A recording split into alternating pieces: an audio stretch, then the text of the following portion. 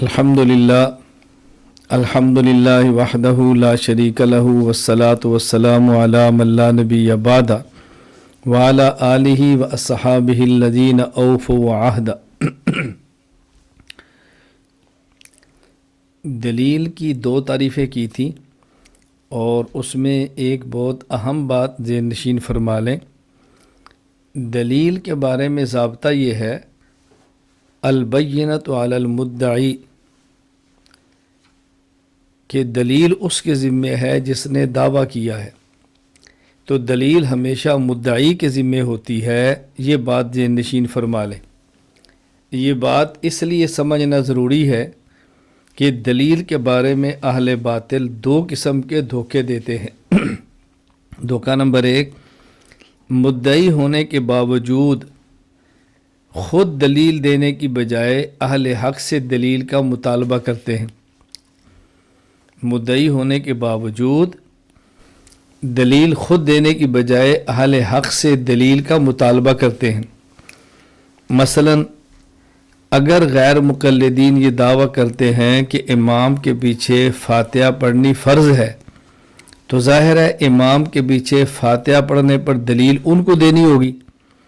وہ دعویٰ کر رہے ہیں کہ اگر کوئی شخص فاتحہ امام کے پیچھے نہ پڑھے تو اس کی نماز نہیں ہوتی، تو دلیل اس نے دینی ہوگی۔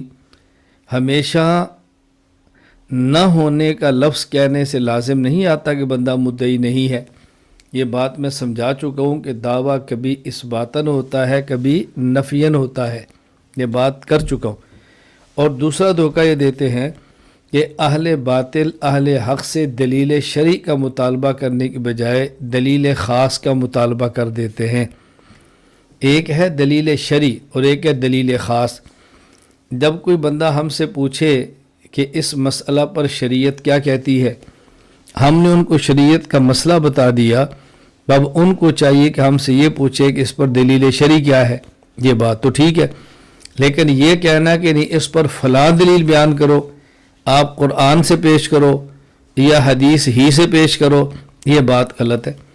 کیونکہ ہمارے دلائل شریعت صرف قرآن اور حدیث نہیں، بلکہ ہم کہتے ہیں کہ دلائل شریعت 4 ہیں: قرآن، حدیث، اجماع امت اور قیاس شرعی۔ لہذا دلیل مانگنی چاہیے، دلیل خاص نہیں مانگنی چاہیے۔ جس طرح میں یہ بات سمجھا چکا ہوں کہ دیکھو، ایک ہے مناظرہ میں دعویٰ اور ایک ہے کسی عدالت میں کیس اور مقدمے کا پیش ہونا۔ کسی عدالت اور کورٹ میں کوئی شخص بھی کیس لے کر جائے تو وہاں وہ دعویٰ کرنے والے سے گواہ تو مانگتے ہیں، لیکن گواہ خاص نہیں مانگتے۔ یہ تو کہہ سکتے ہیں کہ آپ نے جو دعویٰ کیا ہے تو اس پر گواہ کیا ہے، لیکن یہ نہیں کہہ سکتے کہ اس پر گواہ فلاں ہونا چاہیے۔ تو گواہ مانگیں اور گواہ پر جرح کریں، یہ تو حق ہے، لیکن گواہ خاص مانگیں یہ دنیا کی کسی عدالت اور قانون میں نہیں ہے۔ مثلا اگر کوئی شخص کسی پلاٹ کے لیے اپنا ہونے کا دعویٰ کرے تو اسے یہ پوچھا جائے گا کہ اس پر دلیل کیا ہے۔ یہ نہیں کہا جائے گا کہ ہم آپ کی بات تب مانیں گے جب اس پر بطور گواہ کے آپ ڈی سی کو پیش کریں، ہم تب مانیں گے جب آپ بطور گواہ کے گورنر کو پیش کریں۔ یہ بات تو فضول ہے۔ ہاں، یہ کہا جائے گا کہ آپ اس پر گواہ پیش کریں۔ جس طرح میں نے مثال دے کر بات سمجھایا کہ دیکھیں، اگر راہ چلتے پولیس کسی جوڑے کو پکڑ لے اور پوچھے یہ کون ہے، اور مرد دیکھے یہ میری بیوی ہے، تو پولیس پوچھے گی کہ آپ کی بیوی ہے تو اس پر گواہ پیش کرو، تو وہ گواہ پیش کرے گا نا۔ یہ تو نہیں کہیں کہ اگر آپ کی بیوی ہے تو آپ اس پر بطور گواہ اپنا چچا پیش کرو، آپ بطور گواہ اپنا ماموں پیش کرو، آپ بطور گواہ مسجد کا امام پیش کرو۔ یہ پوچھیں گے اس کا گواہ کیا ہے۔ تو گواہ کا مطالبہ ہوتا ہے، گواہ خاص کا مطالبہ نہیں ہوتا۔ تو اہل باطل دلیل کے بارے میں 2 دھوکے دیتے ہیں، اس کو ہمیشہ ذہن نشین فرما لیں۔ نمبر 1، کبھی وہ مدعی ہونے کے ہوتے ہیں اور دلیل خود دینے کے بجائے دلیل کا مطالبہ آپ سے کریں گے۔ نمبر 2، اگر دلیل مانگیں گے تو پھر دلیل خاص مانگیں گے، حالانکہ کسی بھی دعویٰ پر دلیل مانگی جاتی ہے، دلیل خاص نہیں مانگی جاتی۔ اور میں نے بات سمجھائی کہ مشرکین کا کام تھا کہ جب نبی خصوصاً رسول اکرم صلی اللہ علیہ وسلم نے اعلان نبوت فرمایا تو ان کو یہ تو حق تھا کہ اعلان نبوت پر آپ سے معجزہ مانگیں کہ آپ نبی ہیں، تو آپ کے دعوے نبوت پر دلیل کیا ہے؟ معجزہ۔ جب آپ کو معجزہ پیش کرتے تو وہ فرمائشی معجزہ مانگتے کہ ہم نبی مانگیں گے جب تم فلاں معجزہ لے کر آؤ۔ تو یہ ہمیشہ سے کفار کی عادت چلی آ رہی ہے کہ وہ پیغمبر سے معجزہ مانگنے کے بجائے فرمائشی معجزہ مانگتے تھے۔ تو کسی شخص کو معجزے کا حق تو تھا، لیکن معجزے خاص کا حق، یہ بات عقل کے بھی خلاف ہے۔ اس لیے یہ بات اچھی طرح ذہن نشین فرما لیں۔ اللہ تعالی ہمیں یہ بات سمجھنے کی توفیق عطا فرمائے۔ مناظر کے لیے اصول مناظرہ کے حوالے سے 10 چیزوں کا جاننا اور سمجھنا ضروری ہے۔ نمبر 1 تعریف علم مناظرہ، نمبر 2 موضوع علم مناظرہ، نمبر 3 غرض علم مناظرہ، نمبر 4 مناظرہ، نمبر 5 طریقہ مناظرہ، نمبر 6 ثبوت مناظرہ، نمبر 7 حکم مناظرہ، نمبر 8 آداب مناظرہ، نمبر 9 متعلقات مناظرہ، نمبر 10 اہمیت و حیثیت مناظرہ۔ ہماری گفتگو چل رہی تھی نمبر 6 ثبوت مناظرہ پر، اور اس کے دلائل دیے جا رہے تھے۔ گزشتہ سبق میں میں نے آپ کی خدمت میں 2 دلیلیں پیش کی ہیں۔ اب سماعت فرمائے آگے ثبوت مناظرہ پہ دلیل نمبر 3۔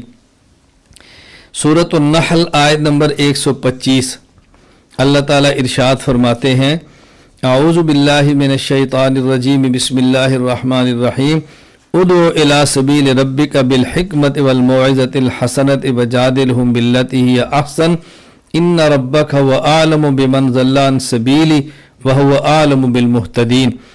اپنے رب کے راستے کی طرف حکمت اور عمدہ واضح سے بلائیے، اور ان سے بحث بھی کرو تو پسندیدہ طریقہ سے۔ آپ کے رب کو خوب معلوم ہے کہ کون اس کے راستہ سے بہکا ہوا ہے، اور ان کو بھی خوب جانتا ہے جو ہدایت پر ہیں۔ اللہ تعالیٰ دونوں قسم کے افراد کو جانتے ہیں۔ اس آیت کے تحت مدارک التنزیل و حقائق التاویل، اس کا معروف نام ہے تفسیر مدارک۔ اس میں علامہ ابو البرکات حافظ الدین عبداللہ بن احمد بن محمود النصفی رحمہ اللہ تعالی وفات 710 ہجری ارشاد فرماتے ہیں، وَهُوَ رَدٌّ عَلَى مَن يَأْبَى الْمُنَاظَرَةَ فِي الدِّينِ۔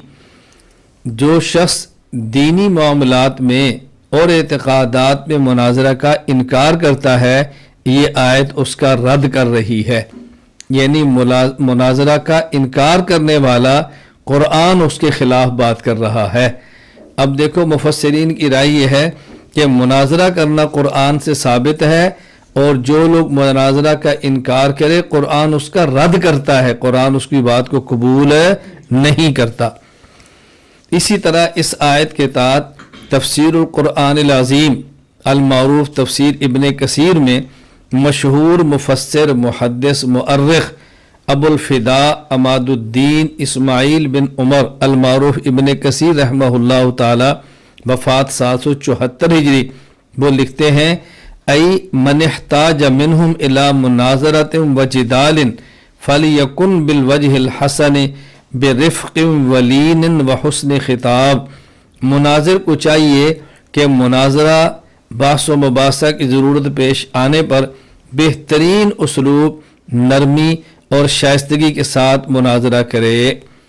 اب یہاں ابن کثیر رحمہ اللہ بھی اس کو حسن مناظرہ پر بطور دلیل کے پیش فرما رہے ہیں۔ میں یہ بات آپ کی خدمت میں عرض کر چکا ہوں، اگر کوئی مناظر بے ڈھنگا مناظرہ کرے، اگر کوئی مناظر لہجہ سخت اختیار کرے، اگر کوئی مناظر دوران مناظرہ گالی گلوچ کرے، تو مناظرے کا انکار نہ کرے، مناظر کے غلط طرز کا انکار کرے۔ اگر کوئی شخص خطیب ہے اور وہ خطابت کرتا ہے اور غلط لہجہ اختیار کرتا ہے، تو خطابت کا انکار نہیں، غلط لہجے کا انکار کرنا چاہیے۔ حتیٰ کہ اگر کوئی شخص قرآن کریم کی تلاوت کرتا ہے اور تلاوت قرآن کریم کرتے ہوئے وہ قرآن کریم کو تجوید کے ساتھ اور مخارج کی ادائیگی کے ساتھ نہیں پڑھتا، تو اس طرز کا انکار کرنا چاہیے۔ قرآن کریم کی تلاوت کا انکار تو نہیں کر سکتے نا۔ آپ یہ کہیں گے بیٹا قرآن کی تلاوت کرو، بھائی جان قرآن کی تلاوت کرو، لیکن قواعد عربیت اور مخارج کے ساتھ کرو۔ آپ مناظر کو یہ تو کہہ سکتے ہیں کہ بھائی مناظرہ کرو لیکن آداب مناظرہ کا خیال کرو، یہ تو نہیں کہہ سکتے کہ چونکہ آداب ٹھیک رہا تو مناظرہ ہی ثابت نہیں ہے۔ دونوں باتوں میں اچھی طرح فرق سمجھنے کی کوشش کریں۔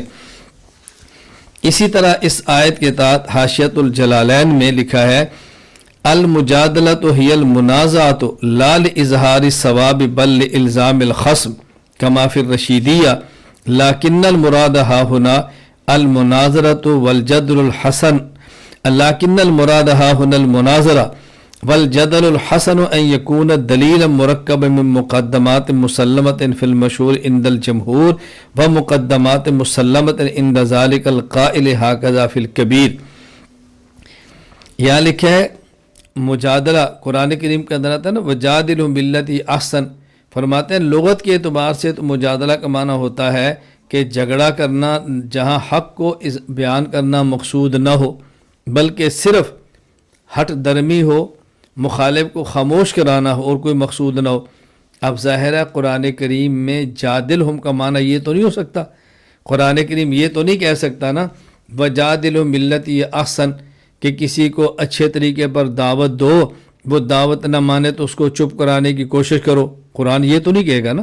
لہذا جادلہم کا وہ معنی لو جو معنی بنتا ہے۔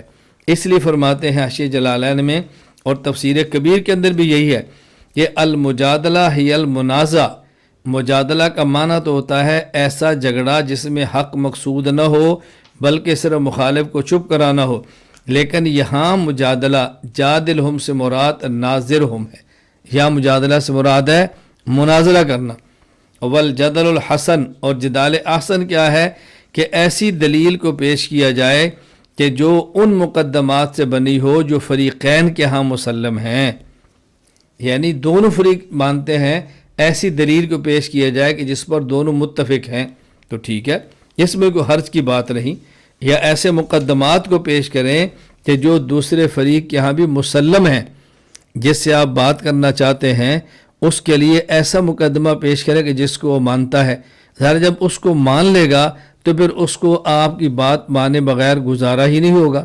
میں اس کی مثال دیا کرتا ہوں کہ دیکھو جس طرح آج کے دور میں عام اہل السنت والجماعت احناف دیوبند اگر مسئلہ صلاۃ اور نماز کے مسائل میں کوئی مسئلہ پیش کریں تو غیر مقلد بسا اوقات ہمارے خلاف امام کعبہ کو پیش کرتے، تو ہم انہیں کہتے ہیں بھئی آپ کیا امام کعبہ مسلم ہے؟ جو کام امام کعبہ کرتا ہے تم سارے کام اس کے ٹھیک مانتے ہو؟ وہ کہنا جی ٹھیک ہے، پھر ہم اسے کہتے ہیں بھی امام کعبہ تو ہمیشہ نماز پڑھتے وقت سر کو ڈھانک کر پڑھتا ہے، تم ننگے سر کیوں پڑھتے ہو؟ اب اس وقت فوراً کہیں گے ہم کو امام کعبہ کے مقلد ہیں، ہم کہیں بھئی امام کعبہ نے تو امام احمد بن حنبل رحمہ اللہ کی تقلید کیا، کیا آپ کرتے ہو؟ جی میں کیا ان کا مقلد ہوں؟ تو ہم نے کہا پھر ہمارے خلاف تم نے امام کعبہ کو پیش کیا، یا تو یہ طے کر لو کہ ہم نے امام کعبہ کے سارے مسائل ماننے ہیں اور ہماری بنیاد موجودہ امام کعبہ ہے تو ٹھیک ہے، اگر آپ کی بنیاد یہ نہیں ہے پھر آپ نے ہمارے خلاف کیسے پیش کر دیا؟ یہ بات اچھی طرح ذہن نشین فرما لیں تاکہ کبھی بھی آپ کو الجھن پیش نہ آئے۔ اسی طرح تفسیر معارف القرآن میں اس آیت کے تحت حضرت مولانا محمد ادریس کاندلوی نور اللہ مرقدہ وفات 1394 ہجری تحریر فرماتے ہیں اے نبی دعوت دے اور بلا تو اپنے پروردگار کی راہ کی طرف علم و حکمت کی باتوں کے ساتھ اور عمدہ نصیحت کے ساتھ، اور اگر بحث و مباحثہ کا وقت آ پڑے تو نہایت عمدہ طریقے کے ساتھ ان سے مناظرہ کرو۔ تو دیکھیں کتنا بڑا مفسر ہے، اور وہ بھی جادلہم کا ترجمہ مناظرہ فرما رہے ہیں، جادلہم کا ترجمہ مناظرہ فرما رہے ہیں۔ ایک بات یہاں درمیان میں اچھی طرح ذہن نشین فرما لیں، میں بارہا یہ بات کہا کرتا ہوں کہ جب بھی کوئی حکم شرعی ہو تو یہ دیکھا جاتا ہے کہ یہ جو لفظ شریعت استعمال کرتی ہے اس کا شریعت کیا معنی کیا مراد ہے، یہ ہمیشہ ذہن نشین فرما لیں۔ کیوں؟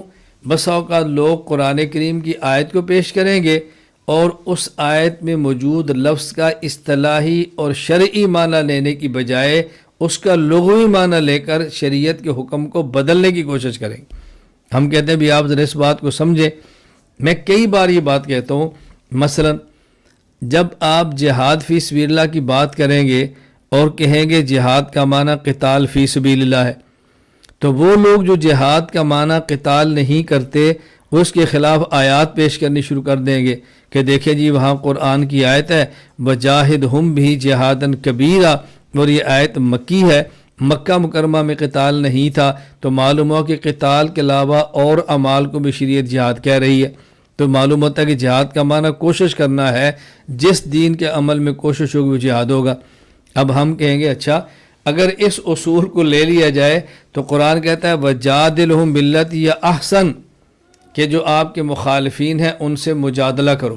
اب مجادلہ کا معنی جو لوگ بھی لیں گے وہ تو پھر بحث و مباحثہ اور مناظرہ نہیں ہوگا نا، بلکہ پھڈا ہوگا۔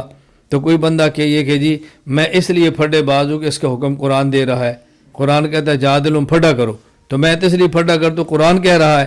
اب آپ اس کو سمجھائیں گے بھئی لفظ تو جادلہم کا ہے، لیکن یہاں جادلہم کا معنی پھڈا نہیں ہے، یہاں جادلہم کا معنی ناظر مناظرہ کرنا ہے، کیونکہ شریعت کی اصطلاح میں وہی مجادلہ مطلوب ہوتا ہے جو مناظرہ ہو، اور مناظرے کے بغیر اصول کے پھڈے بازی کو شریعت قبول نہیں کرتی۔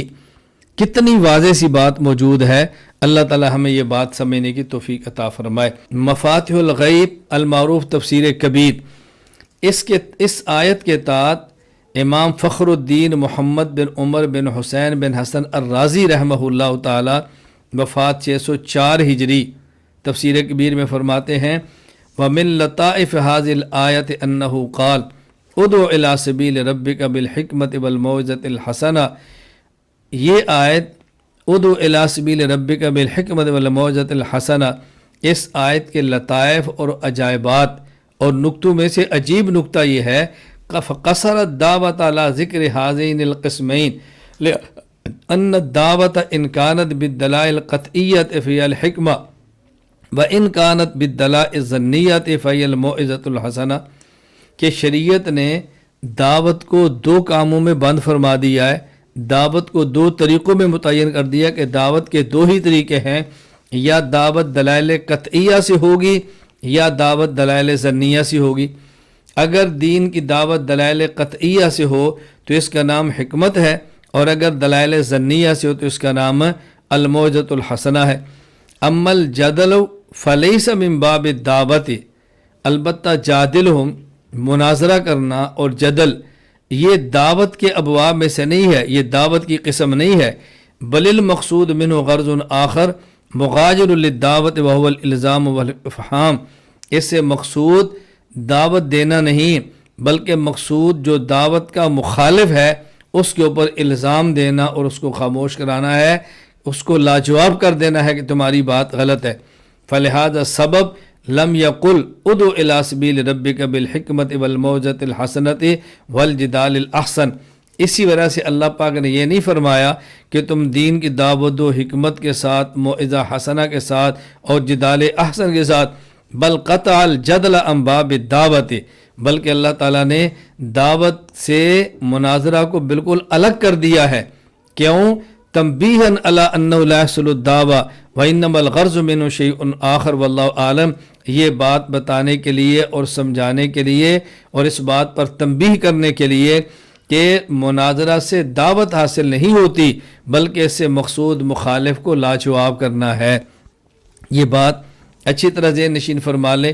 میں مزید ایک دو حوالہ دے کر اس بات کو پھر سمجھا دیتا ہوں۔ اس آیت کے تحت تفسیر روح المعانی میں، روح المعانی فی تفسیر القرآن العظیم والسبع المثانی، یہ تفسیر کا مکمل نام ہے تفسیر روح المعانی کا۔ اس آیت کے تحت تفسیر القرآن العظیم، روح المعانی فی تفسیر القرآن العظیم والسبع المثانی میں مفتی بغداد علامہ ابو الثناء محمود آلوسی آفندی بغدادی الحنفی رحمہ اللہ تعالی وفات 1270 ہجری فرماتے ہیں انما لم یقل ادعو الی سبیل ربک بالحکمت والموعظۃ والجدل الاحسن لما ان الجدال لیس من باب الدعوہ بل المقصود منہ غرض آخر مغایر لہا وهو الالزام والافہام۔ اللہ تعالیٰ نے اس آیت میں یوں نہیں فرمایا ادعو الی سبیل ربک بالحکمت والموعظۃ الحسنۃ والجدال الاحسن، کہ دین کی دعوت دو حکمت کے ساتھ، عمدہ نصیحت کے ساتھ اور مناظرہ کے ساتھ۔ کیوں نہیں فرمایا؟ اس لیے کہ مناظرہ کرنا یہ دعوت میں سے نہیں، یہ دعوت کی قسم میں سے نہیں، بلکہ مناظرہ سے مقصود ہے مخالف کو لاجواب کر دینا اور مخالف کو خاموش کر دینا، یہ مقصود تھا۔ اس لیے والجدال احسن کو باب دعوت میں شمار ہی نہیں کیا۔ اس آیت کے تحت معرف القرآن میں مفتی محمد شفیع صاحب رحمہ اللہ، مفتی اعظم پاکستان، وفات 1396 ہجری، تحریر فرماتے ہیں، میں حضرت کی بار لفظ بلفظ پڑھ دیتا ہوں۔ آیت کے نسخ سے معلوم ہوتا ہے کہ اصول دعوت اصل میں دو ہی چیزیں ہیں، حکمت اور موعظت۔ تیسری چیز مجادلہ اصول دعوت میں داخل نہیں، ہاں طریقے دعوت میں کبھی اس کی بھی ضرورت پیش آتی ہے۔ صاحب روح المعانی کا استدلال اس پر یہ ہے کہ اگر یہ تینوں چیزیں اصول دعوت ہوتی تو مقتضی مقام یہ تھا کہ تینوں چیزوں کو عطف کے ساتھ اس طرح بیان کیا جاتا، بالحکمت والموعظۃ الحسنۃ والجدال الاحسن، مگر قرآن حکیم نے حکمت و موعظت کو تو عطف کے ساتھ ایک ہی نسق میں بیان فرمایا اور مجادلہ کے لیے الگ جملہ وجادلہ باللتی احسن اختیار فرمایا۔ اس سے معلوم ہوتا ہے کہ مجادلہ فی العلم دراصل دعوت اللہ کا رکن یا شرط نہیں، بلکہ طریقہ دعوت میں پیش ہونے والے معاملات کے متعلق ایک ہدایت ہے، جیسا کہ اس کے بعد کی آیت میں صبر کی تلقین فرمائی ہے، کیونکہ طریقہ دعوت میں لوگوں کی ایذاؤں پر صبر کرنا ناگزیر ہے۔ خلاصہ یہ ہے کہ اصول دعوت دو چیزیں ہیں، حکمت اور موعظت، جن سے کوئی دعوت خالی نہ ہونی چاہیے، خواہ علماء خواص کو ہو یا عوام الناس کو۔ البتہ دعوت میں کسی وقت ایسے لوگوں سے بھی واسطہ پڑ جاتا ہے جو شکوک و اوہام میں مبتلا اور داعی کے ساتھ باس و مباحثہ پر آمادہ ہیں۔ ایسی حالت میں مجادلہ کی تعلیم دی گئی ہے، مگر اس کے ساتھ باللتی احسن کی قید لگا کر بتلا دیا کہ جو مجادلہ اس شرط سے خالی ہو اس کی شریعت میں کوئی حیثیت نہیں۔ اب دیکھیں بات بڑی کھل کر سامنے آ گئی جو حضرت نے وضاحت فرما دی ہے۔ اللہ میں بات سمجھنے کی توفیق عطا فرمائے کہ قرآن کریم نے دین کی دعوت کی بات کی ہے کہ لوگوں کو دین کی طرف، شریعت کی طرف، اسلام کی طرف، پیغمبر کے دین کی طرف، اللہ کے راستے کی طرف دعوت دو، اور دعوت کے لیے دو طریقے اختیار کرو۔ نمبر 1 دلائل قطعیہ جس کو حکمت کہتے ہیں، نمبر 2 دلائل ظنیہ جس کو موعظہ حسنہ کہتے ہیں، وعظ و نصیحت۔ اب اگر کوئی شخص دلائل قطعیہ کو بھی نہیں مانتا، دلائل ظنیہ کو بھی نہیں مانتا، آپ کی مخالفت پہ اتر آتا ہے، بحث و مباحثہ کرتا ہے، تو اس کو جواب تو دینا ہے نا، اسی جواب دینے کا نام مناظرہ ہے۔ تو مناظرہ شریعت میں دین کی طرف بلانے کا نام نہیں، بلکہ جو لوگ بلانے کے راستے میں رکاوٹ بنتے ہیں ان کو لاجواب بنانے کا نام ہے۔ میں کئی بار احباب سے عرض کرتا ہوں کہ الحمدللہ ہم نے جس حد تک ممکن ہوا کوشش کی ہے کہ ہر قسم کے ان معاملات پہ کلام کیا جائے، تحریر کی جائے اور باتیں بیان کر دی جائیں۔ میں اپنے مریدین اور متعلقین کے لیے ہفتہ میں ایک مرتبہ وعظ و نصیحت کے نام پر ایک پیغام بھیجتا ہوں، اور بڑی پابندی کے ساتھ الحمدللہ وعظ و نصیحت کی 5 جلدیں باقاعدہ چھپ کر منظر عام پہ آ چکی ہیں، PDF کے اندر بھی موجود ہیں۔ علماء کرام جو ہر جمعہ کو نئے عنوان پہ خطبہ جمعہ ارشاد فرمانا چاہیں وہ وعظ و نصیحت اپنے پاس رکھ لیں، تو ان کو ہر جمعے کے لیے نیا مضمون مل جائے گا، مواد مل جائے گا، دلائل کے ساتھ ان کو مواد ملے گا۔ ایک تو ہم وعظ و نصیحت کا اہتمام بھی کرتے ہیں، اور میں کئی بار ساتھی خدمت میں عرض کیا کرتا ہوں، خصوصاً ہمارے جو تبلیغی جماعت کے احباب تبلیغ کا کام کرتے ہیں، تو میں نے کئی بار کہا کہ آپ ایسا کرو کہ اپنے پاس فضائل اعمال رکھو اپنے بیگ میں اور اس کی تعلیم کرو۔ اگر کوئی شخص اس تعلیم پر اعتراض کرے تو پھر اپنی جیب میں فضائل اعمال اور اعتراضات کا علمی جائزہ ہمارا کتابچہ رکھ لو۔ جو فضائل اعمال پر اعتراض کرے تو پھر جیب سے کتابچہ نکالو اور اس کی تعلیم شروع کر دو۔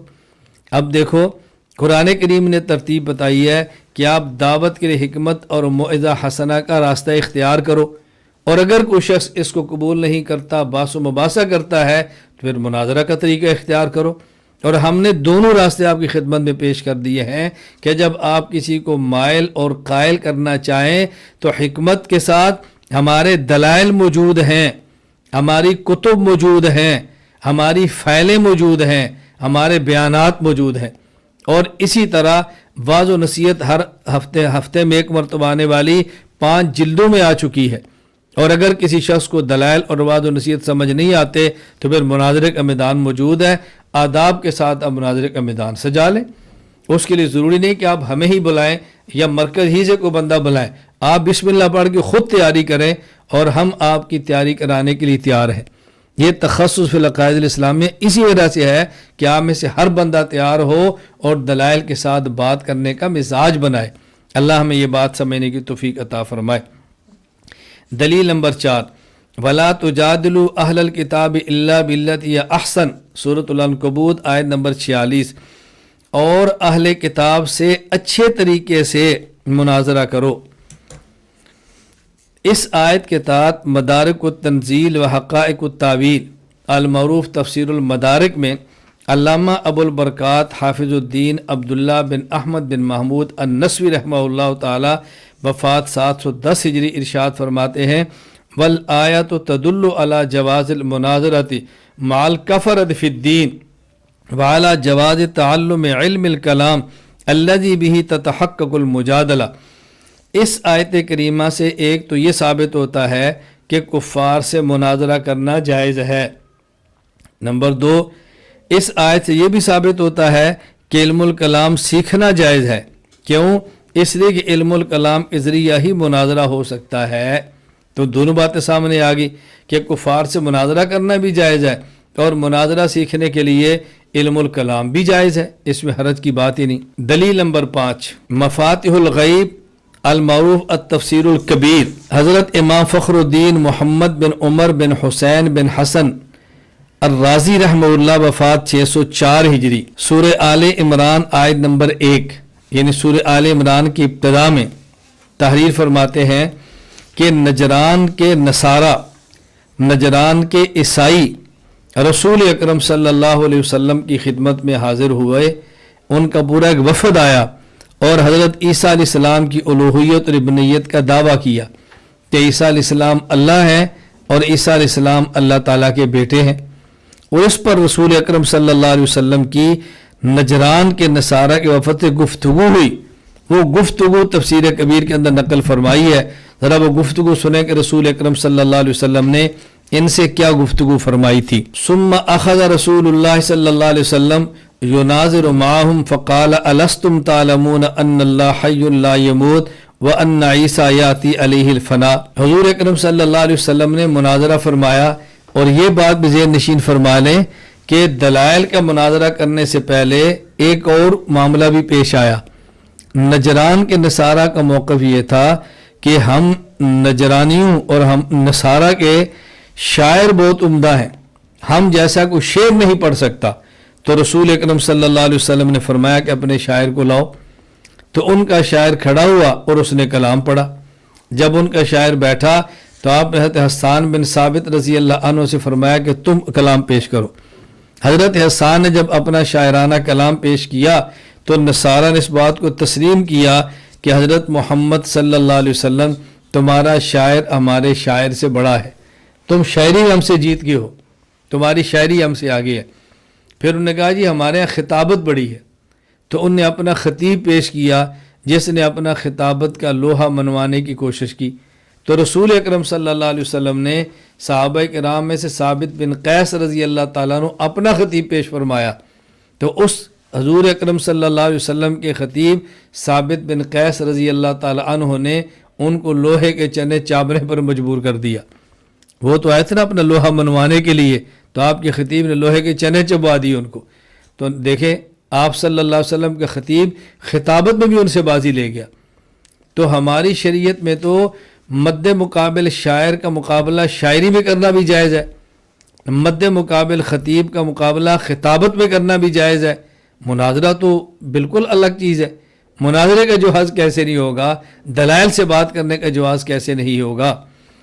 تو رسول اکرم صلی اللہ علیہ وسلم گفتگو کی تو آپ نے فرمایا الستم تعلمون ان اللہ حی لا یموت وان عیسیٰ یاتی علی الفنا قالوا بلا، کیا تمہارا یہ نظریہ نہیں ہے، کیا تم اس بات کا اعتراف نہیں کرتے کہ اللہ تعالیٰ تو زندہ ہے، کبھی ان پر موت نہیں آئے گی، اور عیسیٰ علیہ السلام پر موت آئے گی؟ کہا جی مانتے ہیں۔ فرمایا الستم تعلمون انہ لا یکون ولد الا ویشبہ اباہ، کیا تم اس بات کا اعتراف نہیں کرتے کہ بیٹا باپ کے مشابہ ہوتا ہے؟ کہا جی بالکل مانتے ہیں۔ پھر آپ نے فرمایا الستم تعلمون ان ربنا قیم علی کل شیء یکلہ ویحفظہ ویرزقہ فہل یملک عیسیٰ شیئا من ذلک، کیا تم اس بات کا اعتراف نہیں کرتے کہ اللہ تعالیٰ تو نگہبان ہیں، ہر چیز کی حفاظت فرماتے ہیں، تھامتے ہیں اور ہر چیز کو رزق دیتے ہیں، کیا عیسیٰ علیہ السلام ان میں سے کسی چیز کے مالک ہیں؟ انہوں نے کہا نہیں۔ فرمایا الستم تعلمون ان اللہ لا یخفی علیہ شیء فی الارض ولا فی السماء فلیعلم عیسیٰ شیئا من ذلک الا ما علم، کیا تم اس بات کو نہیں جانتے، تمہیں یقین نہیں ہے کہ آسمان و زمین کی کوئی چیز بھی اللہ تعالیٰ پر مخفی اور پوشیدہ نہیں، اور عیسیٰ علیہ السلام اتنا ہی جانتے ہیں جتنا اللہ نے ان کو بتایا ہے؟ کہا جی بالکل مانتے ہیں۔ آپ نے فرمایا فإن ربنا صور عیسیٰ فی الرحم کیف شاء، حضرت عیسیٰ علیہ السلام کو اللہ تعالیٰ نے ماں کے پیٹ میں اور رحم میں جیسی شکل چاہی عطا فرما دی۔ فہل تعلمون ان ربنا لا یاکل الطعام ولا یشرب الشراب ولا یحدث الحدث، کیا تم اس بات کو نہیں جانتے کہ ہمارا اللہ نہ کھاتا ہے نہ پیتا ہے اور نہ ہی ان کو کوئی طبی تقاضا پیش آتا ہے؟ وَتَعْلَمُونَ أَنَّ عِيسَىٰ حَمَلَتْهُ امْرَأَةٌ كَحَمْلِ الْمَرْأَةِ وَوَضَعَتْهُ كَمَا تَضَعُ الْمَرْأَةُ، کیا تم نہیں جانتے کہ عیسیٰ علیہ السلام اپنی ماں کے پیٹ میں رہے جس طرح اور بچے ماں کے پیٹ میں رہتے ہیں؟ اور کیا تم نہیں جانتے کہ عیسیٰ علیہ السلام کی والدہ نے ان کو اسی طرح جنا جس طرح اور عورتیں اپنے بچے کو جنتی ہیں؟ ثم کان یطعم الطعام ویشرب الشراب ویحدث الحدث، پھر عیسیٰ علیہ السلام کھاتے بھی تھے پیتے بھی تھے اور آپ کو طبی تقاضے بھی پیش آتے تھے۔ انہوں نے کہا جی بالکل ایسے ہی ہے۔ آپ نے فرمایا کیف یکون کما زعمتم، ان سب چیزوں کے ماننے کے باوجود تم پھر عیسیٰ علیہ السلام کو اللہ کا بیٹا یا اللہ کیسے کہتے ہو؟ تو اس کا نصارہ کے پاس کوئی جواب موجود نہیں تھا۔ حضرت امام فخر الدین رازی رحمۃ اللہ علیہ نے گفتگو نقل فرمائی ہے تفسیر کبیر میں، یہ بات ثابت ہو رہی ہے کہ رسول اکرم صلی اللہ علیہ وسلم سے خود مناظرہ کرنا ثابت ہے۔ قرآن کریم مناظرے کا جواز بھی دے رہا ہے، جادلہم کہہ کے مناظرے کا حکم بھی کر رہا ہے، اور الم تر الی الذی حاج ابراہیم کہہ کے حضرت ابراہیم علیہ السلام کے مناظرے کے واقعات بھی بیان کر رہا ہے، اور پھر قرآن کریم سورہ آل عمران کو جس پس منظر میں نازل کرتا ہے وہ رسول اکرم صلی اللہ علیہ وسلم کے مناظرے کے عمل کو بیان بھی کر رہا ہے۔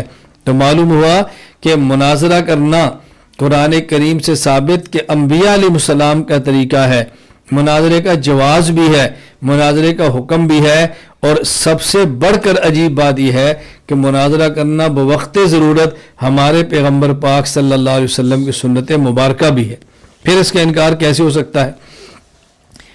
تفسیر کبیر میں یہ واقعہ نقل کرنے کے بعد امام فخر الدین رازی رحمۃ اللہ علیہ فرماتے ہیں وَعْلَمْ أَنَّ هَذِهِ الرِّوَایَةَ دَالَّةٌ عَلَىٰ أَنَّ الْمُنَاظَرَةَ فِي تَقْرِیرِ الدِّینِ وَإِزَالَةِ الشُّبْهَاتِ حِرْفَةُ الْأَنْبِيَاءِ عَلَيْهِمُ الصَّلَاةُ وَالسَّلَامُ وَأَنَّ مَذْهَبَ الْحَشَوِیَّةِ فِي إِنْکَارِ الْبَحْثِ وَالنَّظْرِ بَاطِلٌ قَطْعًا، فرماتے ہیں کہ دیکھو یہ روایت اس بات کی واضح دلیل ہے کہ دینی عقائد کو ثابت کرنے کے لیے اور شبہات کو ختم کرنے کے لیے مناظرہ کرنا انبیاء علیہ السلام کا طریقہ ہے۔ ہاں فرقہ حشویہ اس کا انکار کرتا ہے، اور ان کا انکار کرنا قطعاً باطل ہے، باطل قطعاً۔ یہ فرقہ حشویہ یہ اللہ تعالیٰ کے لیے عزا کو ثابت کرتے ہیں، اللہ تعالیٰ کے لیے ایک جگہ سے دوسری جگہ تک منتقل ہونے حرکت کو ثابت کرتے ہیں، اور یہ فرقہ صفات متشابہات یدن عین الوجہ ان کا ظاہری معنی مراد لیتا ہے۔ یہ مناظرے کا منکر تھا، اور حضرت امام راضی فرماتے ہیں کہ ان کا باطل نظریہ ہے مناظرہ کا انکار کرنا۔ دلیل نمبر 6، میں نے آپ کی خدمت میں سے قبل 5 دلائل قرآن کریم سے پیش کیے، اب 6ٹھی دلیل آگے احادیث مبارکہ سنیں۔ صحیح مسلم باب استحباب افادت الماء علی الراس بغیر ثلاثہ عن جبیر بن مطعم رضی اللہ عنہ قالوا تماروا فی الغسل عند رسول اللہ صلی اللہ علیہ وسلم فقال بعض القوم اما انا فانی اغسل راسی کذا وکذا فقال رسول اللہ صلی اللہ علیہ وسلم اما انا فانی افیض علی راسی ثلاث اکف۔ صحیح مسلم میں روایت مدور جبیر بن مطعم رضی اللہ عنہ فرماتے ہیں کہ رسول اکرم صلی اللہ علیہ وسلم کی موجودگی میں صحابہ کرام نے مباحثہ کیا، مباحثہ کہ اپنے سر میں غسل کرتے وقت پانی کتنا ڈالنا چاہیے۔ ایک صحابی نے کہا میں اتنا ڈالتا ہوں، دوسرے نے کہا میں اتنا ڈالتا ہوں، مباحثہ کیا تو رسول اکرم صلی اللہ علیہ وسلم نے فرمایا کہ میں اپنے سر پر 3 بار پانی بہاتا ہوں۔ اس حدیث کے تحت علامہ محی الدین ابو زکریہ یحییٰ بن شرف النووی رحمہ اللہ تعالی وفات 676 ہجری شرح صحیح مسلم میں فرماتے ہیں وفیہ جواز المناظرہ والمباحثۃ فی العلم۔ اللہ اکبر۔ اس حدیث پاک سے مناظرہ اور علمی معاملات میں مباحثہ کرنا ثابت ہوتا ہے۔ وفیہ جواز مناظرۃ المفضولین بحضرت الفاضل ومناظرۃ الاصحاب بحضرت ومناظرۃ الاصحاب بحضرت امامہم وکبیرہم۔ اور اسے یہ بھی ثابت ہوا کہ بڑے کی موجودگی میں چھوٹے مناظرہ کر سکتے ہیں اور افسر کی موجودگی میں جو ادنا ہے وہ مناظرہ کر سکتے ہیں، اعلیٰ کی موجودگی میں ادنا مناظرہ کر سکتے ہیں۔ یعنی مناظرہ کرنا جائز ہی نہیں، رسول اکرم صلی اللہ علیہ وسلم کی موجودگی میں صحابہ کرام نے مناظرہ فرمایا ہے۔ دلیل نمبر 7 حدیث پاک عن عبداللہ بن حنین ان عبداللہ بن عباس والمسور بن مخرمۃ اختلفا بالابواء۔ یہاں صحابہ کرام رضی اللہ تعالی عنہ مجمعین کا مبارک عمل پیش کیا جا رہا ہے مباحثہ اور مناظرہ کرنے پہ۔ حضرت عبداللہ بن حنین فرماتے ہیں کہ عبداللہ بن عباس اور مسور بن مخرمہ رضی اللہ تعالی عنہما کا مقام ابوا پر ایک مسئلہ پر مباحثہ ہوا۔ وہ مسئلہ کیا تھا کہ محرم اپنے سر کو حالت احرام میں دھو سکتا ہے یا نہیں۔ فقال ابن عباس یغسل المحرم راسہ۔ عبداللہ بن عباس فرمان لے کہ محرم حالت احرام میں اپنے سر کو دھو سکتا ہے۔ وقال المسور لا یغسل راسہ۔ مسور فرمانے لگے کہ اپنے سر کو نہیں دھو سکتا۔ قال فارسلنی ابن عباس الی ابو ایوب الانصاری رضی اللہ تعالی عنہ۔ عبداللہ بن حنین فرماتے ہیں مجھے عبداللہ بن عباس نے کہا کہ تم جاؤ ابو ایوب انصاری سے مسئلہ پوچھ کر آؤ۔ یہ ابو ایوب انصاری کے پاس یہ ابو ایوب انصاری رضی اللہ تعالیٰ عنہ غسل فرما رہے تھے، خود غسل فرما رہے تھے ابو ایوب انصاری رضی اللہ تعالیٰ عنہ۔ کہتے ہیں فوجدتہ یغتسل بین القرنین ویستر بثوب، یعنی آپ نے کپڑے کا پردہ کیا ہوا تھا اور غسل فرما رہے تھے۔ فسلمت علیہ، میں نے سلام کیا۔ آپ نے پوچھا یہ کون ہے؟ میں نے کہا جی عبداللہ ابن حنین، مجھے ابن عباس رضی اللہ عنہما نے بھیجا ہے کہ میں آپ سے پوچھوں کیف کان رسول اللہ صلی اللہ علیہ وسلم یغسل راسہ محرم، کہ رسول اکرم صلی اللہ علیہ وسلم حالت احرام میں محرم ہونے کی حالت میں اپنا سر کیسے دھوتے تھے۔ اب ظاہر ہے جب پتہ چل جائے گا کیسے دھوتے تھے تو یہ ثابت ہو گیا نا کہ حالت احرام میں اپنے سر کو دھویا کرتے تھے۔ فوضع ابو ایوب یدہ علی الثوب فطأطأہ علی حتی بدا لہ رأسہ ثم قال لانسان یصب علیہ الماء اسبب فصب علی رأسہ ثم حرک رأسہ بیدیہ فاقبل بہما وادبر ثم قال ہکذا رأیت صلی اللہ علیہ وسلم یفعل۔ حضرت ابو ایوب انصاری رضی اللہ تعالی عنہ نے اپنا سر یوں یعنی پردے سے باہر یوں نکال دیا اور ایک شخص سے کہا کہ میرے سر کے اوپر پانی ڈالو۔ انہوں نے پانی ڈالنا شروع کیا تو ابو ایوب انصاری رضی اللہ تعالیٰ عنہ اپنے سر کو اپنے دونوں ہاتھوں سے حرکت دی، پہلے ہاتھ آگے لے گئے پھر پیچھے، یعنی آپ دھو رہے تھے یوں ہاتھوں کو پہلے آگے لائے پھر یوں اپنے ہاتھوں کو پیچھے لے گئے، پھر میرے طرف متوجہ ہو کر فرمانے لگے کہ میں نے رسول اکرم صلی اللہ علیہ وسلم کو اسی طرح اپنے سر مبارک کو دھوتے ہوئے دیکھا ہے۔ اب دیکھو یہ واقعہ نقل کرنے کے بعد احکام الاحکام شرح عمدۃ الاحکام میں علامہ تقی الدین ابو الفتح محمد بن علی بن وہب بن مطیع القشیری اور معروف ابن دقیق العید رحمہ اللہ فات 702 ہجری فرماتے ہیں وفی الحدیث دلیل علی جواز المناظرۃ فی المسائل الاجتہاد، اس حدیث میں اس بات کی دلیل موجود ہے کہ مسائل اجتہادیہ میں مناظرہ کرنا ثابت ہے۔ ایک اجتہادی مسئلہ تھا تو اس پہ مناظرہ کرنا ہے، تو صحابہ کرام کے آپس میں گفتگو چل رہی ہے، اور حضرت ابو ایوب رضی اللہ تعالیٰ عنہ نے جب رسول اکرم صلی اللہ علیہ وسلم کا حمل پیش فرما دیا، اب ان کے آپس میں بحث ختم ہو گیا، الجھن ہی ختم ہو گئی۔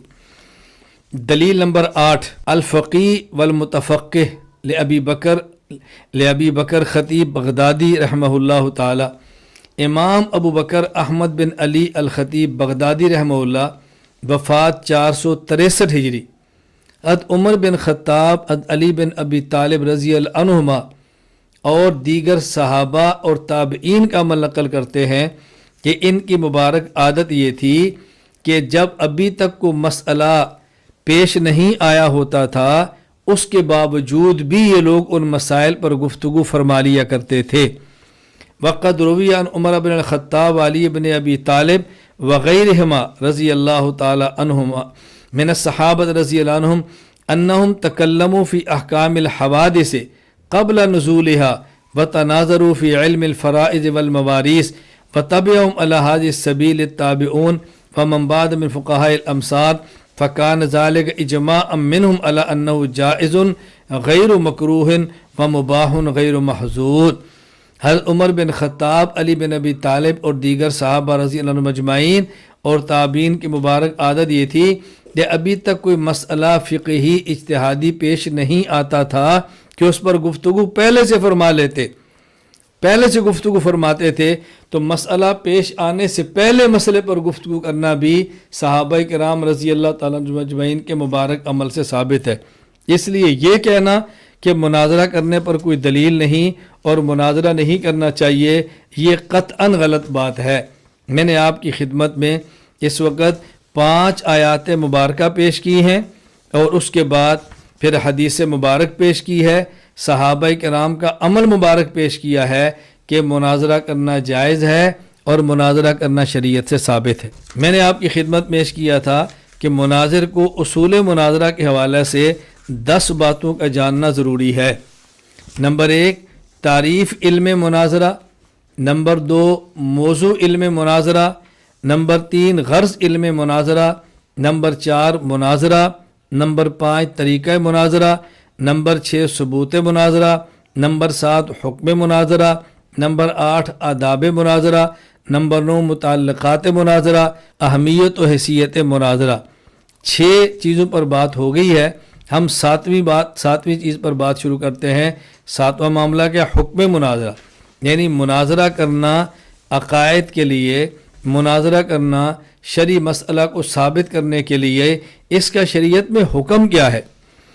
الدر المختار الحصفقی، کتاب الحظر والاباحہ، باب الاستبراء وغیرہ، علامہ علاء الدین محمد بن علی الحصفقی الحنفی رحمہ اللہ تعالی وفات 1088 ہجری تحریر فرماتے ہیں المناظرۃ فی العلم لنصرۃ الحق عبادت، دین حق کی مدد کے لیے مناظرہ کرنا عبادت ہے۔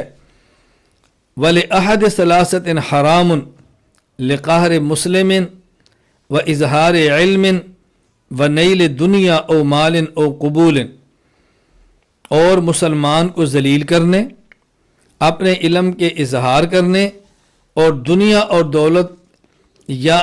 اور دولت کو حاصل کرنے یا عوام میں اپنی مقبولیت اور شہرت حاصل کرنے کے لیے مناظرہ کرنا حرام ہے۔ اب دیکھو کتنی واضح بات ہم نے آپ کی خدمت میں پیش کر دی ہے کہ اگر مناظرہ شریعت کے لیے ہو تو جائز ہے، اور اگر مناظرہ شریعت کے لیے نہ ہو، اپنے غرض کے لیے ہو، پھر ہم بھی کہتے ہیں ناجائز اور حرام ہے۔ یہ بات اچھی طرح ذہن نشین فرما لیں۔ میں نے پہلے دن بھی اصول مناظرہ کے سبق میں بات سمجھائی تھی کہ دیکھو الجھن میں مبتلا نہیں ہونا، شہرت کے لیے، مفادات کے لیے، ذاتی اغراض کے لیے، ریاکاری کے لیے مناظرہ کرنا ناجائز ہے، تو ان مفادات کے لیے دین کے دیگر کام کرنا بھی ناجائز ہے۔ اس میں ایک مناظرہ کا کوئی قصور تو نہیں ہے نا، وہی کام اللہ کا مقبول ہوگا جس کی نیت ٹھیک ہوگی، اور وہی کام اللہ کا غیر مقبول ہوگا جس کی نیت ٹھیک نہیں ہوگی۔ تو مناظرہ کرنا جائز ہے، ہاں نیت انسان کی ٹھیک ہونی چاہیے کہ میں اللہ کے لیے کرتا ہوں، شریعت کے لیے کرتا ہوں، دین کی مدد اور نصرت کے لیے کرتا ہوں، اپنے ذاتی مفادات کے لیے نہیں کرتا۔ مناظر کے لیے اصول مناظرہ کے حوالہ سے میں بار بار یہ بات سمجھا رہا ہوں کہ 10 باتوں کا پڑھنا، سمجھنا، جاننا ضروری ہے۔ نمبر 1 تعریف علم مناظرہ، نمبر 2 موضوع علم مناظرہ، نمبر 3 غرض علم مناظرہ، نمبر 4 مناظرہ، نمبر 5 طریقہ مناظرہ، نمبر 6 حکم ثبوت مناظرہ، نمبر 7 حکم مناظرہ، نمبر 8 آداب مناظرہ، نمبر 9 متعلقات مناظرہ، نمبر 10 اہمیت و حیثیت مناظرہ، نمبر 8 آداب مناظرہ۔ مناظرہ کرتے وقت ان آداب کا خیال فرمائیں۔ نمبر 1 مناظر صاحب علم ہو۔ آپ مناظرہ کرنا چاہتے ہیں بڑے شوق سے کریں، لیکن جس مسئلے پر مناظرہ کرنا ہے اس مسئلے کا علم دلائل کے ساتھ آپ کے پاس ہونا ضروری ہے۔ مناظر صاحب علم ہو، کیا مطلب؟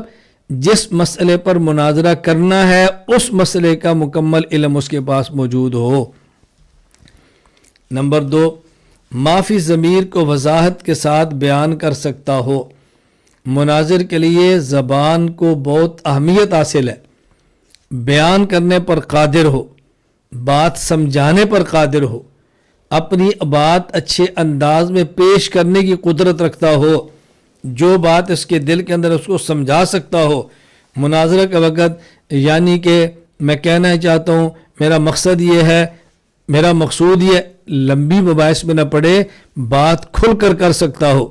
نمبر 3 مناظر بے جھجک ہو۔ میں اکثر یہ بات کہا کرتا ہوں، ہم 2 لفظ استعمال کرتے ہیں، دونوں میں فرق سمجھیں۔ عام طور پہ کہا جاتا ہے کہ مسائل شریعت کو بیان کرنے میں شرم نہیں، مسائل شریعت کو سمجھنے میں شرم نہیں، مسائل شریعت کو پوچھنے میں شرم نہیں۔ ہم کئی بار کہہ سکتے ہیں بیٹا پوچھ لو، شرع میں شرم نہیں، مسئلے میں حیا نہیں۔ اگر شرع میں شرم نہیں تو بتاؤ شرم کہاں پہ ہوگی؟ اگر شرع میں حیا نہیں تو بتاؤ حیا کہاں پہ ہوگی؟ الفاظ ٹھیک کرو، یہ کہا کرو کہ بیٹا مسئلہ پوچھ لو۔ شریعت کے مسائل پوچھنے میں جھجکنا نہیں چاہیے، شریعت کے مسائل پوچھنے میں جھجکنا نہیں چاہیے۔ تو یہ کہتے ہیں کہ مناظر بے جھجک ہو۔ اب یہ تو نہیں کہہ سکتے کہ مناظر بے شرم ہو، مناظر بے حیا ہو، یہ کہیں گے۔ الفاظ کا چناؤ بہت اچھی طرح کیا کریں۔ تو یہ جملہ بالکل تبدیل کر دیں، میری بات کو اچھی طرح سمجھ لیں۔ ہمارے ہاں ایک جملہ عوام الناس میں مشہور ہے، اور کبھی کبھی یہ جملہ خواص بھی فرما دیتے ہیں کہ مسائل پوچھنے میں شرم سے کام نہیں لینا چاہیے، شریعت میں شرم نہیں، شرع میں شرم نہیں، مسئلہ میں حیا نہیں۔ یہ جملے ٹھیک نہیں، بلکہ یہ کہنا چاہیے کہ مسائل پوچھنے میں جھجک سے کام نہیں لینا چاہیے، مسئلہ پوچھنے میں جھجک نہیں ہے۔ یہ نہ کہے کہ شرم نہیں۔ اگر شریعت اور شرع میں حیا اور شرم نہیں تو بچاؤ حیا اور شرم کہاں پہ ہوگی؟ تو بے جھجک ہونا اور بات ہے اور بے شرم ہونا اور بات ہے۔ بے جھجک ہونا اور بات ہے اور بے حیا ہونا اور بات ہے۔ مسائل شریعت پوچھنے میں انسان کو بے جھجک تو ہونا چاہیے، ہاں البتہ بے شرم نہیں ہونا چاہیے۔ مسائل شریعت پوچھنے میں آدمی کو بے جھجک تو ہونا چاہیے، ہاں البتہ بے حیا نہیں ہونا چاہیے۔ بہت سارے مسائل ایسے موجود ہیں کہ جس میں صحابہ کرام رضی اللہ تعالیٰ عنہ مجمعین سے مسائل شریعت میں حیا کی وجہ سے خود نہ پوچھنا، دوسرے کے ذریعے پوچھنا ثابت ہے۔ مثلا حضرت علی رضی اللہ تعالیٰ عنہ رسول اکرم صلی اللہ علیہ وسلم کے داماد تھے، تو حضرت علی رضی اللہ عنہ فرماتے کہ چونکہ آپ کی بیٹی فاطمہ میرے نکاح میں ہے تو یہ مسئلہ پوچھتے ہوئے مجھے حضور سے حیا محسوس ہوتی ہے، یہ مسئلہ تم پوچھ کر بتاؤ کہ جب بیوی کے ساتھ کھیلتے ہوئے انسان کو مزی نکل آئے اس وقت غسل ہے یا نہیں۔ اب حضرت علی دیکھو حیا کا شکار ہے، مسئلہ نہیں پوچھ رہے، تو مسائل شریعت میں حیا کیوں نہیں؟ تو بے جھجک ہونا اور بات ہے اور بے شرم اور بے حیا ہونا اور بات ہے۔ نمبر 4، آواز قدرے بلند ہو۔ ایک ہے آواز ایسی بلند ہونا کہ جس کو قرآن کہتا ہے ان انکر الاصوات لصوت الحمیر، کہ گدھے کی طرح آواز نہ ہو، آواز قدرے بلند ہو۔ قدرے بلند ہونے کا معنی ہے کہ مناظر کی آواز ایسی ہو، مناظر خود بھی سنے، مناظرہ سننے والی عوام بھی سنے، اور سامنے والے مناظر کو بھی پتہ ہو کہ کوئی بندہ بول رہا ہے، مناظر کو بھی اندازہ کو بول رہا ہے، اس لیے آواز مناظر کی قدرے بلند ہو۔ نمبر 5، گرفت مضبوط ہو۔ مناظر میں بنیادی صفت یہ ہے کہ اس کی گرفت بڑی مضبوط ہو۔ جب گرفت کرے تو پھر دوسرے کو ہلنے نہ دے اور اپنی بات پہ کھڑا ہو، اپنی بات پہ ڈٹ جائے اور دوسرے کی بات کو توجہ سے سنے، اس کی غلطیاں نوٹ کرے اور اس کی غلطی کو گرفت کرے، تو مناظر کی گرفت مضبوط ہونی چاہیے۔ یہ بات اچھی طرح ذہن نشین فرما لیں۔ نمبر 6، الفاظ مہذب اور شائستہ استعمال کریں۔ مناظرہ کرتے وقت الفاظ میں بد تہذیبی آنا یہ ٹھیک نہیں، مناظرہ کرتے وقت مغلظات بکنا یہ ٹھیک نہیں، مناظرہ کرتے وقت غلط الفاظ استعمال کرنا یہ قطعاً ٹھیک نہیں ہے۔ مناظر کو الفاظ مہذب لانے چاہیے۔ نمبر 7، اپنے مخالف کو کمزور نہ سمجھیں۔ یعنی جب آپ نے مناظرہ کرنا ہو تو مناظرہ کرتے وقت یہ ذہن نہ بنائیں کہ ہمارے مخالف پاس کوئی دلیل ہی نہیں ہے، تیاری کرنے کی کیا ضرورت ہے، یہ تو ایسے ہی چلے جائیں گے۔ دیکھیں، مناظر ہوتا ہے، اہل باطل بھی ہو تو مناظر تو ہے۔ وہ کون سا مناظر ہے کہ جس مناظر کے پاس کوئی دلیل ہی موجود نہ ہو؟ دلیلیں ہوتی ہیں۔ رئیس المناظرین حجت اللہ فی الارض حضرت مولانا محمد امین اکاڑوی رحمہ اللہ کا واقعہ سنایا کرتے۔ حضرت فرماتے تھے کہ ایک دور تھا کہ پرندوں میں بھی مناظرے ہوتے تھے، اور اب دیکھیں ایک پرندہ اگر مناظر ہو تو دلیل تو اس کے پاس بھی ہوتی ہے نا۔ جو بھی مناظرے کے میدان میں اترے گا دلیل تو ہوگی۔ آپ اس کو اتنا کمزور سمجھیں کہ اپنی تیاری ہی نہ کریں تو بتائیں آپ مناظرہ کریں گے کیسے؟ حضرت ایک واقعہ سنایا کرتے تھے، فرمایا کہ سلیمان علیہ السلام کے دور میں 2 پرندوں کے درمیان مناظرہ ہوا۔ حضرت سلیمان علیہ السلام نے ایک پرندے کو بھیجا کہ جاؤ فلاں کو بلا کر لاؤ۔ کہا جی میں بلانے کے لیے گیا ہوں، 2 کے درمیان مناظرہ تھا اور وہ ثالث بن کر بیٹھا ہے فیصلہ کرنے کے لیے۔ اس نے کہا جی مناظرہ ختم ہو تو میں آتا ہوں۔ مناظرہ کے بعد آیا تو سلیمان علیہ السلام نے پوچھا کہ پرندوں کے درمیان مناظرہ کس مسئلے پر تھا؟ اس نے کہا جی ایک کہہ رہا تھا کہ منہ افضل ہوتا ہے اور دوسرا کہہ رہا تھا پیٹھ افضل ہوتی ہے۔ اب دیکھو، یعنی پیٹھ افضل ہونا یہ بھی کوئی موقف ہوگا؟ تو سلیمان علیہ السلام نے فرمایا کہ منہ کو افضل ہونا تو سمجھ آتا ہے، جو کہتا ہے پیٹھ کو افضل ہوتی ہے، کیا اس کے پاس بھی کوئی دلیل تھی؟ اب دیکھو بظاہر موضوع کتنا کمزور ہے اور مناظرہ کرنے والا بھی پرندہ ہے، دلیلیں وہ بھی دے رہا ہے۔ فرمایا جی بالکل، عرض کیا اس کے پاس بھی دلیل تھی۔ فرمایا کیا دلیل تھی؟ کہا جی جو کہہ رہا تھا نا کہ پیٹھ افضل ہے، وہ کہہ رہا تھا کہ ایک ہے متواضع اور ایک ہے متکبر۔ منہ متکبر ہے، ہمیشہ اٹھا ہوتا ہے، اور پیٹھ متواضع ہے، وہ ہمیشہ جھکی ہوتی ہے اور چھپ چھپ کے رہتی ہے، اور جو تواضع کرنے والا ہے وہ تکبر کرنے والے سے افضل ہوتا ہے۔ حضرت سلیمان علیہ السلام فرمایا کہ دلیل تو اس نے زبردست دی ہے، تو دوسرے نے کیا دلیل دی؟ کہا جی دوسرے نے کہا کہ منہ پاک ہوتا ہے اور پیٹھ ناپاک ہوتی ہے، ظاہر پیٹھ سے نجاست نکلتی ہے، اور ناپاک پیٹھ ہے اور منہ پاک ہے، تو ظاہر ہے پاک ناپاک سے افضل ہوتا ہے۔ حضرت سلیمان علیہ السلام فرمانے لگے دلیل تو اس کی بھی ٹھیک ہے۔ اس نے اس کا کیا جواب دیا؟ کیا جی اس نے اس دلیل کو توڑ دیا۔ اس نے کہا کہ نجاست منہ سے بھی نکلتی ہے اور نجاست پیٹھ سے بھی نکلتی ہے۔ پیٹھ سے نجاست نکلتی ہے پخانے کی، اور منہ سے نجاست نکلتی ہے کفر اور شرک کی۔ پیٹھ سے جو نجاست نکلتی ہے وہ ایک لوٹا پانی سے پاک ہو جاتی ہے، اور منہ سے نکلنے والی نجاست کفر و شرک کی وہ پورے سمندر سے بھی پاک نہیں ہوتی۔ تو میں نے فرمایا دلیل تو اس کی بھی زبردست ہے۔ اب دیکھیں مناظرے کا عنوان کتنا کمزور ہے، اور مناظر پرندہ ہے، اور دلیلیں تو اس کے پاس بھی ہیں۔ تو جب آپ کو سمجھ آئے فلاں مناظر ہے تو یہ نہ سمجھنا کوئی دلیل ہی لہذا میں چلا جاؤں، تیاری ہو تو جائیں، تیاری نہ ہو تو کسی مناظر سے رابطہ کریں۔ حضرت سلیمان علیہ السلام نے فرمایا کہ دلائل تو دونوں دے رہے تھے، تو تم نے فیصلہ کیا کیا؟ اس نے کہا جی میں نے فیصلہ یہ کیا کہ ایک ہے با ادب اور ایک ہے بے ادب، با ادب کا منہ افضل ہے اور بے ادب کی پیٹھ افضل ہے با ادب کا منہ افضل ہے اور بے ادب کی پیٹھ افضل ہے۔ حضرت کاڑوی رحمۃ اللہ علیہ اس موقع پر فرمایا کرتے تھے کہ حیاتی کا منہ افضل ہے اور مماتی کی پیٹھ افضل ہے حضرت فرمایا کرتے تھے مقلد کا منہ افضل ہے اور غیر مقلد کی پیٹھ افضل ہے۔ اب دیکھیں میں حضرت کے الفاظ نقل کر رہا ہوں، میں کہوں گا تو آپ کو کہ بہت سخت ہے، میں اگر اس طرح کے واقعات حضرت کے نقل کرتا رہوں تو آپ یقین فرمائیں گے کہ آپ کہیں گے یہ تو بہت نرم آدمی ہے، اس کی زبان میں تو سختی کا تصور بھی نہیں ہے۔ حضرت ایسی باتیں ارشاد فرمایا کرتے تھے۔ نمبر 8، اپنے اصولوں سے پیچھے نہ ہٹیں، اپنے اصول پر ڈٹے رہیں، اپنے اصول پر قائم رہیں، اپنے اصول سے پیچھے نہیں آنا۔ ہمارا اصول یہ ہے کہ شریعت کے 4 دلائل ہیں، قرآن، حدیث، اجماع امت اور قیاس شرعی۔ اب کوئی آپ کا مد مقابل 1000 مرتبہ کہے کہ یہ مسئلہ آپ نے قرآن سے ثابت کرنا ہے، کبھی ہمارے دلائل 4 ہیں، قرآن، حدیث، اجماع اور قیاس شرعی۔ آپ نے صرف حدیث پیش کرنی ہے، آپ نے کہنا نہیں ہمارے دلائل 4 ہیں، میں چاروں دلائل میں سے جس دلیل کو چاہوں پیش کروں تو اس کو توڑ کر دکھا۔ میں نے پہلے آپ سے کہا کہ جو اہل باطل ہے وہ دھوکہ دیتے ہیں، وہ دلیل نہیں مانگتے، دلیل خاص مانگتے ہیں۔ ہاں ہمارا موقف دلیل دینے کا ہے، دلیل خاص دینے کا نہیں ہے۔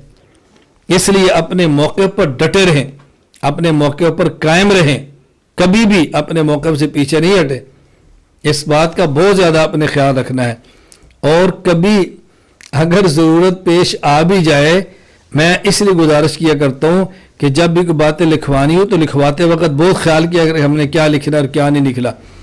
اپنے اصولوں سے پیچھے نہ ہٹیں، اپنے اصولوں پر قائم رہیں، اپنے اصولوں پر ڈٹے رہیں۔ نمبر 9، دوران مناظرہ سامعین کو اپنی طرف متوجہ کیے رکھیں۔ جب آپ کا مناظرہ چل رہا ہو تو مناظر کو بھی دیکھیں اور بات سننے والے سامعین کو بھی دیکھیں۔ مناظر تو آیا ہی آپ کے ساتھ لڑنے کے لیے اور سامعین کے لیے مناظرہ کیا جا رہا ہے، اصل تو مناظر کو نہیں، مناظرین سامعین کو سمجھانا ہے۔ اس لیے سامعین کی طرف بہت توجہ رکھیں اور سامعین کو بات سمجھانے کی بھرپور کوشش کریں، اس سے کبھی بھی کوتاہی اس میں نہیں کرنی۔ نمبر 10، اگر مناظرہ اہل علم میں ہو تو اصطلاحی الفاظ استعمال کریں اور اگر عوام میں ہو تو عام فام الفاظ استعمال کریں۔ دوران مناظرہ کوشش کریں آسان سے آسان الفاظ لائیں اور ایسے الفاظ لائیں کہ جس کو عوام سمجھ سکے، یہ بہت ضروری ہے۔ اور ایسے الفاظ کو استعمال کرنے کا فن جاننا چاہیے، ایسے الفاظ کو بیان کرنے کا فن جاننا چاہیے کہ ہم نے کون سے الفاظ ایسے بیان کرنے ہیں کہ جس کو عوام بڑے آرام سے سمجھ سکے۔ اس کے اندر کبھی بھی کمی اور کوتاہی نہیں کرنی، یہ بات اچھی طرح ذہن نشین فرما لیں۔ رئیس المناظرین حجت اللہ فی الارض حضرت مولانا محمد امین صفدر اکاڑوی نور المرقدہ واقعتاً اس فن میں یکتا تھے، کوئی اس میں رائے نہیں۔ حضرت کی مثل شاید اللہ تعالیٰ تو قادر مطلق ہیں، بڑے بڑے لوگ دنیا میں آتے رہیں گے، لیکن بظاہر اس وقت اس زمین پر شاید حضرت جیسا کوئی بندہ موجود نہ ہو۔ علمی وسعت بھی تھی اور گرفت بھی تھی، الفاظ بھی شستہ تھے اور حضرت عوامی الفاظ لا کر عوام کو سمجھانا بہت اچھی طرح جانتے تھے۔ حضرت بہت پیاری گفتگو فرماتے تھے، بہت پیاری۔ حضرت اس انداز میں بات کرتے کہ مخالف کے لیے بات کرنا مشکل ہو جاتی۔ ایک مرتبہ گفتگو ہوئی تو حضرت بیان کے لیے تشریف لے گئے، وہاں غیر مقلد ایک مولوی آ گیا اور ساتھ چند بندے بھی تھے۔ کہا جی ہم نے بات کرنی ہے۔ حضرت نے فرمایا کس پہ بات کرنی ہے؟ کہا جی تقلید پہ۔ حضرت نے فرمایا تقلید کا معنی بتاؤ، پہلے یہ بتاؤ کہ تقلید کہتے کسے ہیں تاکہ عوام کو تقلید کا مطلب سمجھ آئے گا تو بات کرنی آسان ہوگی نا۔ کہا جی تقلید کہتے ہیں کہ لوگ امتی کی بات مانیں اور اس سے دلیل نہ مانگے۔ فرمایا یہ تقلید کا معنی ہے کہ لوگ امتی کی بات کو مان لیں اور امتی سے قرآن اور حدیث نہ مانگے۔ اس نے کہا نا، اس نے کہا یہ تقلید کہتے ہیں کہ لوگ امتی کی بات مانیں اور اس امتی سے قرآن اور حدیث سے دلیل نہ مانگے۔ اللہ فرمایا تقلید کا یہی مطلب ہے؟ کہا جی ہاں۔ فرمایا یہ جو جمعے کے دن دوسری اذان ہوتی ہے، حضرت عثمان نے فرمایا اور صحابہ کرام نے دوسری اذان کو مان لیا، تو کیا صحابہ نے عثمان سے قرآن یا حدیث کا مطالبہ کیا تھا؟ اس نے کہا جی نہیں۔ تو فرمایا پھر سارے صحابہ نے تقلید کی نا، اور تم کیا تو مقلد مشرک ہوتا ہے، تو پھر سارے صحابہ مشرک ہوئے؟ اب دیکھو اس کے پاس اس کا کوئی جواب نہیں بن رہا تھا۔ تو اللہ فرمایا کہ عثمان غنی رضی اللہ تعالیٰ عنہ کی تقلید شخصی ہے۔ لوگ کہتے ہیں تقلید شخصی کی مثال کیا ہے؟ صحابہ کرام نے عثمان کی بات مان کے جمعے کے دن دوسری اذان نے شروع فرمائی، یہ تقلید شخصی ہے۔ تقلید شخصی کی آپ اس سے بڑی مثال کیا پیش کرو گے؟ اب دیکھو کس طرح آپ نے بات سمجھائی۔ تو عوام کو یہ سمجھانے کی بات سیکھیں۔ حضرت کا ایک مرتبہ سندھ میں پیر آف جھنڈا سے مناظرہ تھا، تو مناظرہ تھا ترک قرات خلف الامام۔ ان کا موقف تھا امام کے پیچھے فاتحہ پڑھنی ہے، حضرت کا موقف تھا کہ امام کے پیچھے کچھ نہیں پڑھنا۔ تو پیر آف جھنڈو کہنے لگا کہ دلیل میں ہم قرآن، حدیث اور احناف کے اقوال پیش کریں گے۔ میں نے فرمایا نہیں، قرآن، حدیث اور احناف کے مفتہ بھی ہی اقوال پیش کریں گے۔ اس نے کہا نہیں، اقوال پیش کریں گے۔ حضرت نے فرمایا نہیں، مفتہ بھی اقوال پیش کریں گے۔ پیر آف جھنڈو سندھی تھا، اس نے کہا جی ہم مفتہ بھی لکھیں گے، لوگوں کو کیا پتہ، لوگ قرآن کا معنی جانتے ہیں، حدیث کا معنی جانتے ہیں، اقوال تو جانتے ہیں، مفتہ بھی کیا سمجھیں گے؟ حضرت نے فرماتا ہے عوام کو میں سمجھا لے تو لکھ تو دے، عوام کو میں سمجھا لے تو لکھ۔ اس نے کہا جی کیسے؟ حضرت نے فوراً سندھی عوام تو ان کو فرمایا کہ تم یہ بتاؤ کہ ہم اپنے دلائل میں قرآن پیش کریں، حدیث پیش کریں، اور اس کے بعد علماء کے کچے قول پیش کریں یا پکے؟ لوگوں نے کہا جی پکے۔ فرمایا میں کہتا ہوں پکے پیش کر، جو مفتہ بھی ہے یہ کہتا ہے میں نے کچے قول پیش کرنے، تو آپ بتاؤ پکے کریں یا کچے؟ تو لوگ اب پیر آف جھنڈو سے کہتے ہیں سائیں پکے قول پیش کرو نا۔ اب دیکھو حضرت مفتہ بھی قول کا معنی کیسے سمجھایا۔ اب عوام کو یہ کہنا کہ وہ قول جس پر فتویٰ دیا جاتا ہو اب فتویٰ بھی سمجھاؤ، تو بڑی آسان سی بات ہے کہ پکا قول پیش کرو، تو بات سمجھا لی نا۔ اس لیے دوران مناظرہ سامعین کی طرف توجہ رکھیں اور الفاظ ایسے استعمال کریں جو عوام کو سمجھ آتے ہوں۔ یہ آداب مناظرہ ہے، اس کا بہت زیادہ خیال رکھنا ہے، ورنہ الجھنیں پیش آتی رہیں گی۔ اللہ تعالی ہمیں بات سمجھنے کی توفیق عطا فرمائے۔ وآخر دعوانا الحمدللہ رب العالمین۔